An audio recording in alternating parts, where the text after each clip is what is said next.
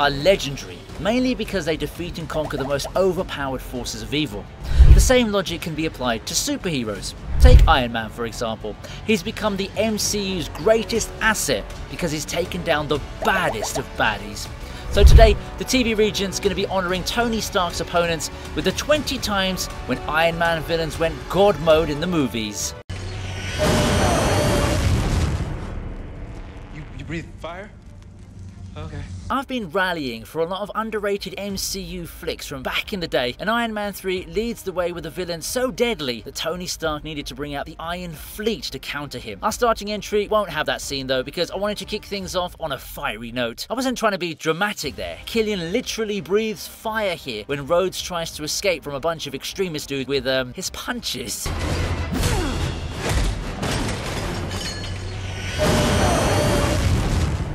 Yeah, I don't want to argue with all your army training there, Rhodey, but I think it's safe to say that fire blasts are better weapons than those fists. What really stands out here is the way everyone freezes for a moment after seeing Killian's powers. It's kind of ironic. Freeze after seeing fire, eh? But seriously, forget about Rhodes. Even Savin was shocked by his boss's skills. Bro pulled off a Charizard flamethrower and acted like it was nothing. Why I consider this to be worthy of my list is because dragons are pretty much considered to be the gods of mythical creatures. What Killian pulled off over here was the human equivalent of that.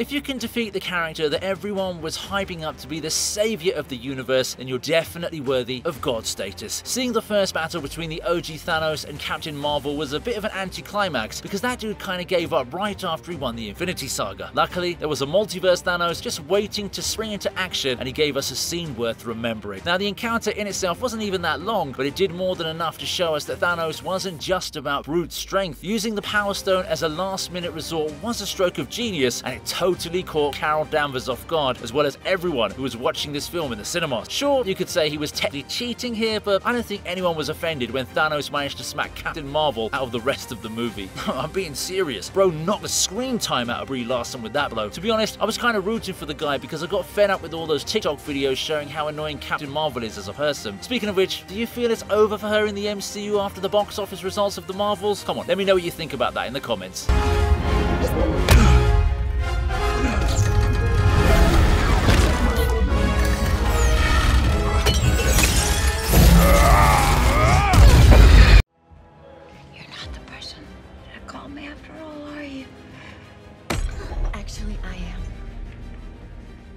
It's always nice to see women in a list of villains because, let's be honest here, I've always advocated for equality of hatefulness. Ellen Brand is an interesting choice for this entry because she's by no means an overpowered character. Like, Tony Stark was able to beat her without even using his Iron Man suit.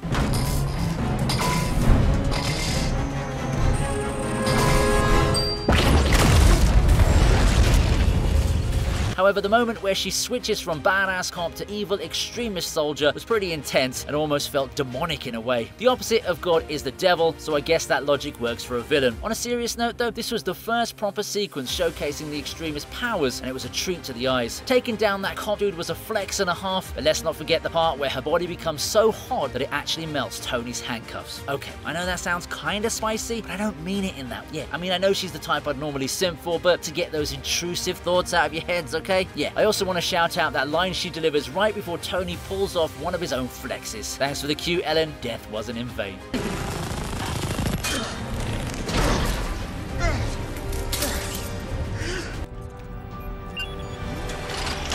Is that you? No, I'm not doing that. That's not me. Let's take it outside.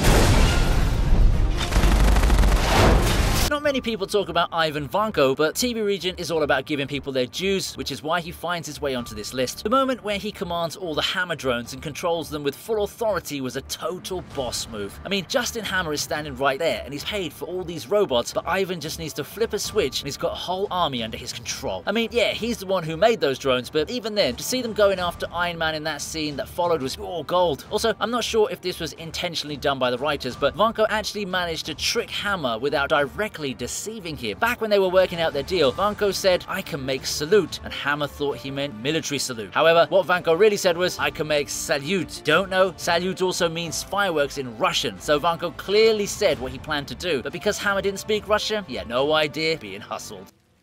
You lose.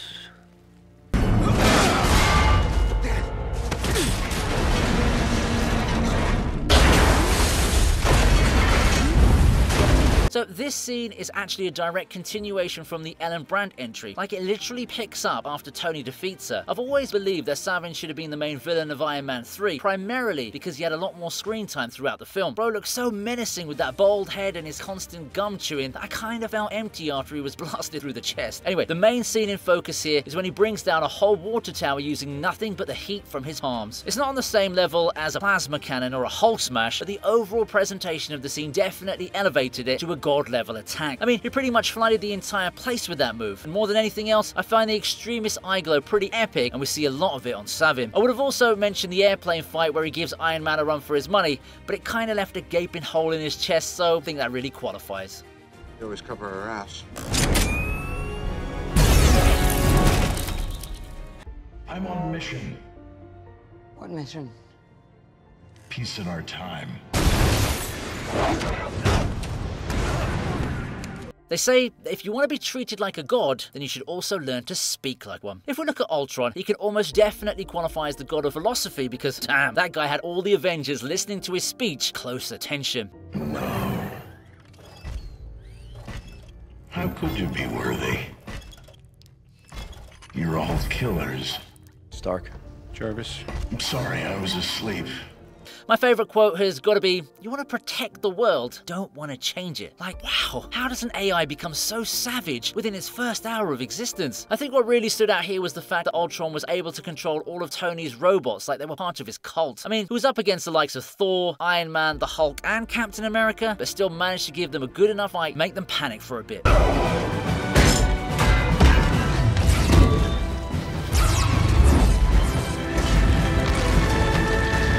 Takes a lord to be able to strike the fear the way Ultron did in this scene. You know, people always say that Thanos was right, but he still wanted to keep half of the universe alive. Ultron was on the internet for 5 seconds and realized it all needed to go. Can't really argue with him though. I mean, have you seen what these Gen Z brats have been putting up on social media lately?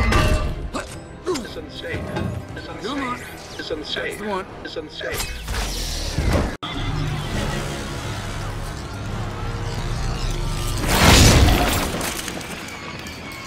Whiplash strikes again. This time, he's putting on a display in front of an entire audience.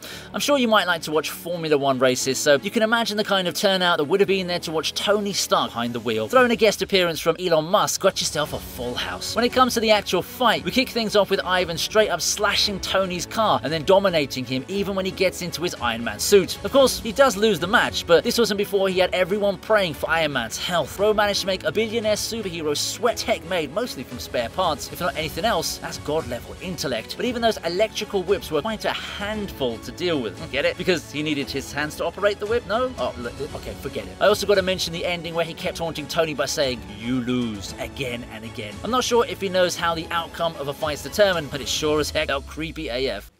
You lose.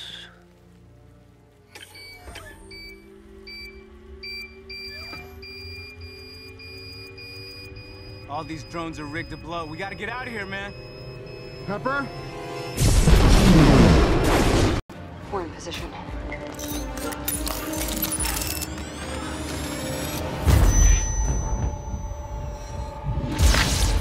Bucky really is an underrated villain, even though I find him extremely annoying in the overall Infinity Saga arc. But hey, I do have to be fair, which is why I've included him at number 13 due to his impressive display of strength and skills in Civil War. This is the breakout scene where he gets brainwashed by Zemo, and I've got to admit that he managed to impress everyone, including yours truly. Like, if he's gonna start with taking down Captain America, who's supposed to be on the same power level, then he's scoring points straight away.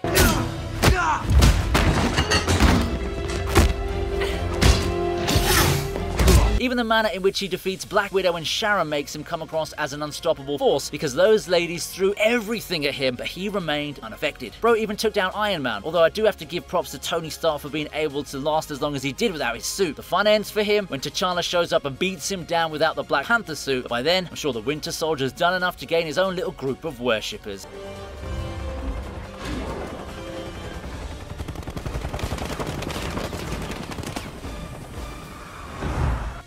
I'm here to help. Stop. Please, may I?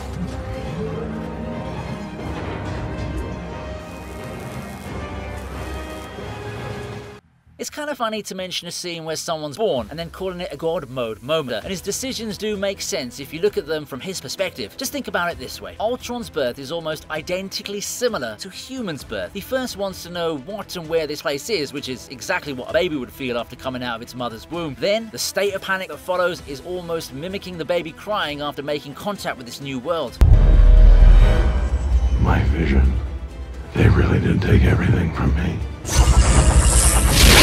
I know it's deeply philosophical, but I'm only saying this to make you realize how much thought has gone into this character. Now, obviously babies don't go on a murder spree right after they start breathing, but to be fair, Ultron did see some messed up stuff after accessing the internet. The way he destroys Jarvis was definitely an unholy seed. The beauty of it. The inevitability. You rise, only to fall. Because this is the same AI that powers the Iron Man suit and all of Tony Stark's tech. The fact that a rogue AI like Ultron was able to do this right after gaining sentience was just a crazy flex. You and I can hurt them, but you will tear them apart from the inside.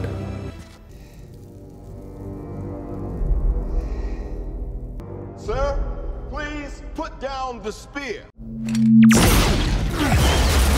Well, if you want to make an entrance, gotta do it with some flair. This is the first entry on this list that involves an actual god, but that shouldn't matter because it's the impact that counts. Loki's sudden appearance was so amazing that you just couldn't take your eyes off him. Sure, he managed to defeat all of those S.H.I.E.L.D. agents, but that was still expected from someone at his level. It was actually the perfect way to introduce the big baddie of the movie, and I'd say it was the peak of Loki's villain arc.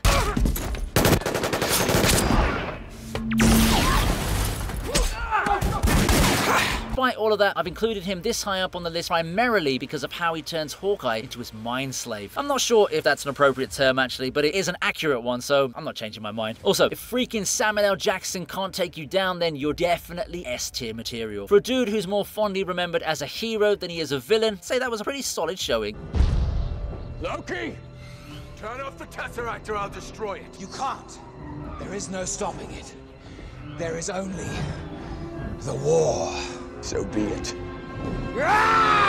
We're kicking off our top 10 with yet another entry from the one and only God of Mischief. I'm sure we're all still reeling from the highly emotional finale of Loki Season 2, but I think I should remind you that his entire story was planned as that of a prominent villain in the MCU. Bro was literally the main antagonist in the first Avengers film, and he had some pretty intense moments, you know? Take the case of the portal opening scene. Loki had no hesitation in calling upon the Chitauri army to take over Earth, and what followed was the first mega-scale battle of the Marvel Universe. I am Loki of Asgard, and I am burdened with glorious purpose. Let me just remind you that the God of Mischief was commanding Thanos' army here, which means he's definitely got the respect to pull it off. Oh yeah, he also fights Thor in the middle of this invasion, and that's a flex in itself. Not to make fun of Loki or anything, you know, but that dude can never hold a candle to the God of Thunder. I mean, even Tom Hiddleston applied for the role of Thor before they made him his adopted brother. Dad? See him?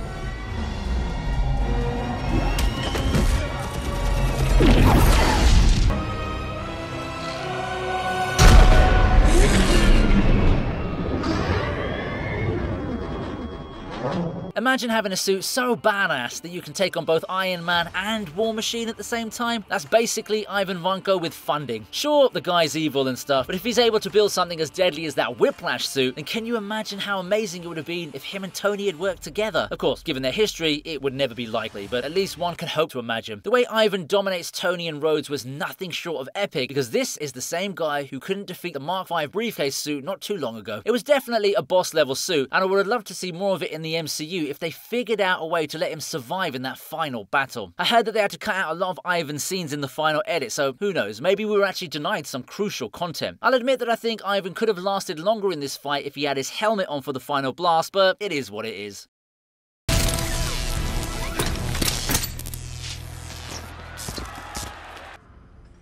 I wasn't sure you'd wake up. I hoped you would. I wanted to show you. I don't have anyone else. Rebirth is probably the most obvious sign of being a god. Like, it's literally Jesus Christ's origin story. Obviously, I don't mean that Ultron should get his own robot Bible, but it does qualify him to be this high up on my list. Philosophy is one of his stronger points, so his little speech in front of Black Widow was surely going to be deep. However, it's when he destroys his own body to reveal his new vibranium form that truly elevates him to a whole other level. Just makes me stronger. Bro said, what doesn't kill you makes you stronger, and went on to act it out in real life too. If you can get someone like Natasha Romanoff to cower like the way she did in this sequence, then you're definitely a grade A villain, no questions asked. After all, this is the same woman who takes down mafia dudes like their little errands. Just look at the first Avengers movie for reference. I was genuinely worried that this would be the last of Scarlett Johansson in the MCU, but I guess Ultron also saw how popular she was on the internet, so he figured it's best to leave her alive. New man to rebuild.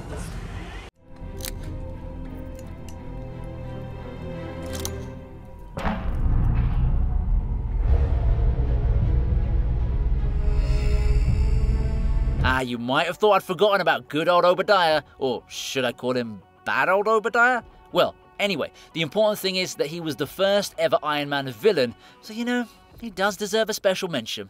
He's just a human being, and that too an aging one. When he gets into that ironmonger suit and wreaks havoc, you can't help but applaud his demonic brilliance. Like, do you remember how he suddenly appears in front of Pepper when she looks around for the imposter? It was almost as if a freaking dinosaur or dragon was emerging from its slumber.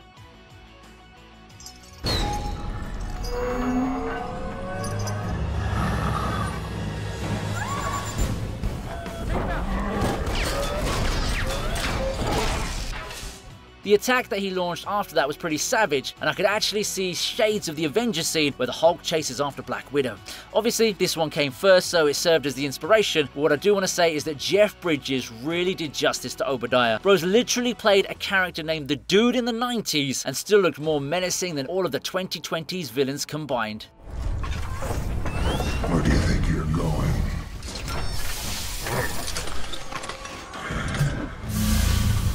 You're not the only one cursed with knowledge. My only curse is you.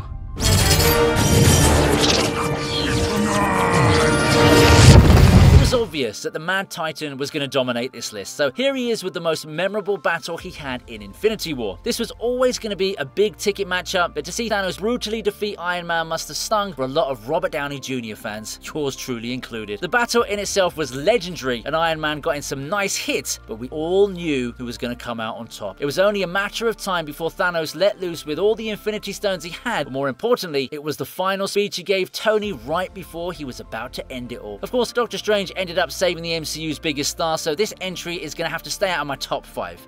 You know a character is scary when his words alone are enough to leave an impact. Well, at least Tony earned his respect, right?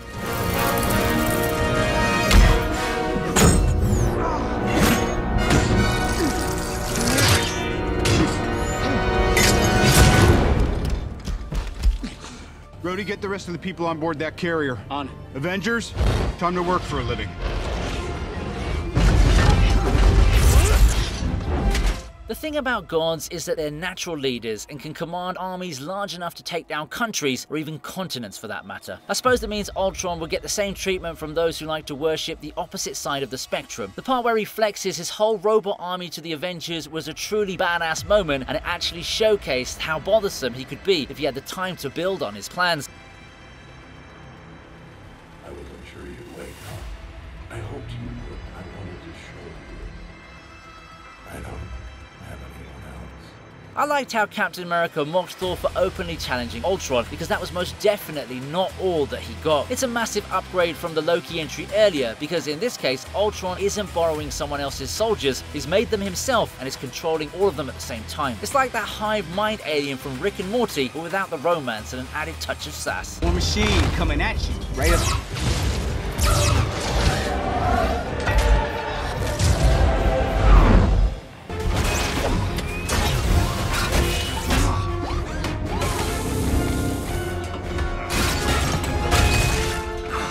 I mentioned the Iron Fleet at the very start of this video, so it was obvious they were going to make an appearance at some point. However, they're getting wrecked in this entry because my focus is on Killian. We already knew that he could breathe fire, but his battle skills over here are truly commendable. It's like Tony had no idea how he was going to land a blow on his opponent because he was just way too good. Iron Man had to use 2 of his suits and they barely managed to do any damage to Killian, and that just goes to show how overpowered he was as the true extremist leader.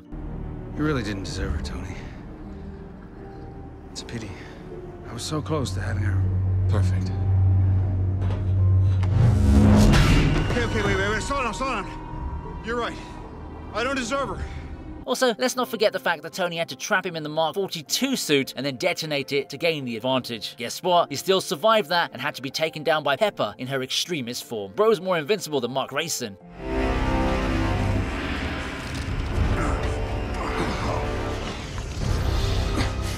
No more false faces. They'll never know it. Because you won't be alive to tell them.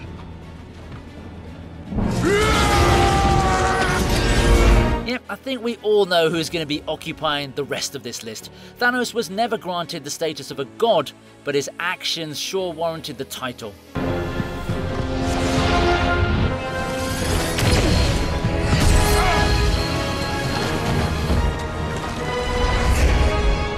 Take this scene as an example. He's fighting the God of Thunder, the God of the MCU, and a guy who can use the God of Thunder's hammer. There are so many moments here that make Thanos look like a total boss. I mean, we can start off with his blocking of Iron Man's plasma cannon that was boosted by Thor's combo lightning move. Then he beats Thor down to a pulp and even survives Captain America's brief romance with Mjolnir. These guys make up the backbone of the MCU, and they're unanimously considered to be the big three. So if you can defeat them without much effort, then I have no other option but to respect you as a fighter.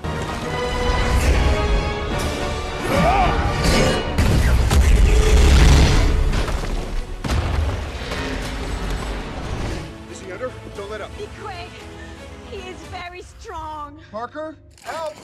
Get over here. She can't hold it much longer. Let's go. Yeah, you might have noticed that I didn't mention the moon scene in the fight against Iron Man, because this particular moment deserves an entry all of its own. How many gods out there do you know who can break a celestial entity down into rock pieces and fling them around as if they're his toys? This was a truly epic sequence that did get a bit spoiled by the trailers, but still holding strong even to now. The visual effects of this scene were amazing, so it does make me wonder why the quality standards have been dropping ever since after Endgame.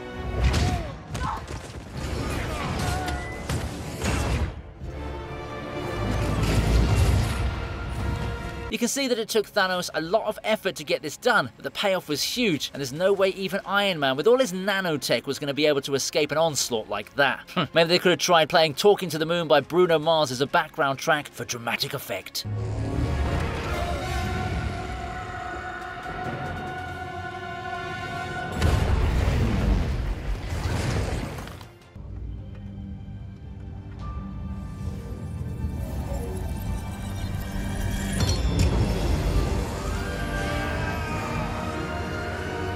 So, it's a hat-trick of entries to celebrate the Mad Titan's sheer dominance in this list, and there are no prizes for guessing the top spot. If you can wipe out half of every living being from existence just by snapping your fingers, then the gods should be worshipping you, and not the other way around. Mind you, that Thanos was about to lose his life to Thor and Stormbreaker, but still managed to hold on long enough to snap his fingers in a way that would even put Andrew Garfield's Spider-Man to shame. The consequences of his actions were what truly elevated the scene, because everyone around the world was left shocked and speechless.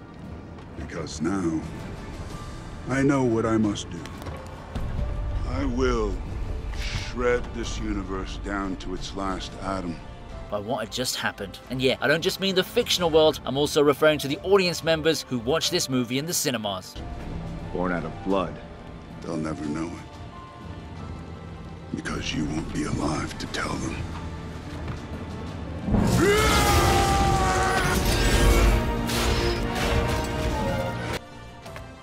I am Iron Man.